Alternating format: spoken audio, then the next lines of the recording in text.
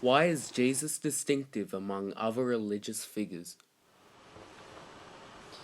To answer the question why Jesus' life and teachings are so distinctive, we need to take a closer look at them.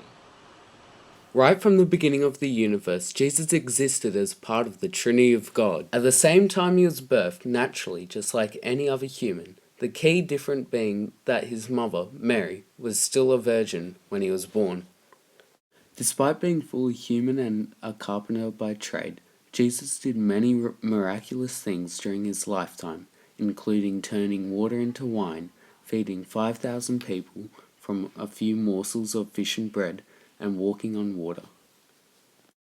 Jesus' crucifixion fulfilled many of his own prophecies and up to 300 prophecies from the Old Testament. He also claimed that he forgave sins. Jesus' resurrection is the only historically reliable account of someone rising from the dead in all of time. What's more, he claims to still be alive, and has an enormous impact on up to 2 billion people around the world, even now, 2,000 years later. Let's take a closer look at Jesus' life to see what sort of religious leader he was, and why so many parts of his life are so unique. First and foremost, Jesus claimed that he was both fully God and fully human. It is implied that he existed with God at the beginning of time, and still lives with him today. Despite this, it is also true that he lived for around 30 years as a fully human man on earth. He ate, drank, and taught with other real humans. This is a particularly unique trait for a religious leader. Muhammad made no claim that he was God, only a prophet. Similarly, Moses was an agent of God, and while Shiva is certainly a god, he was not in any way human. Perhaps the Buddha, Siddhartha Gautama, comes the closest to being fully God and fully human like Jesus. Some Tibetan Buddhists believe that he was a god, but this is not a widely held belief, and is generally inconsistent with the more nihilistic philosophy of Buddhism. Ultimately, it's Jesus who encompasses the fully God, fully human criteria that is so unique to him.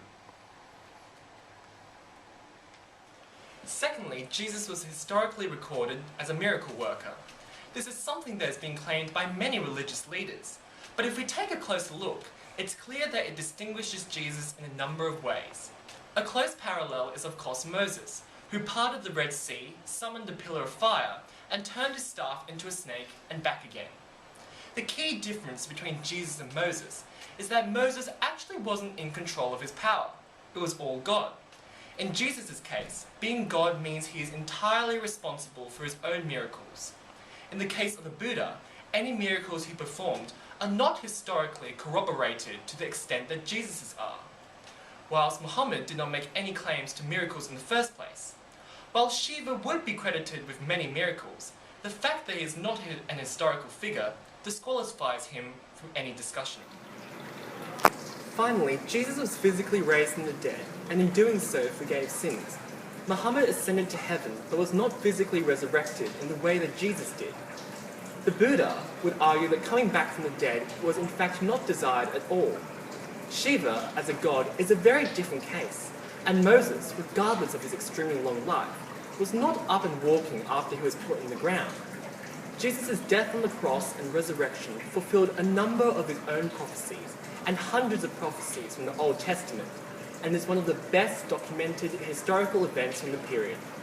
This singular miracle sets him apart from any other religious leader in history.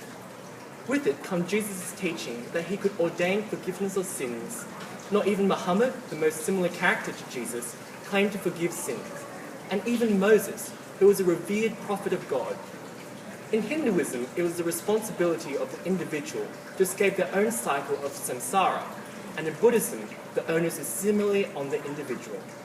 This leads to the final and most defining characteristic of Christianity, which Jesus perfectly captures: grace. The most distinctive thing about this religion is that it does not require good works from its adherents. Jesus' ability to forgive sins and his resurrection ensures that. The combination of all these factors are what makes Jesus' life and teachings so unique, in contrast to the other predominant world religions.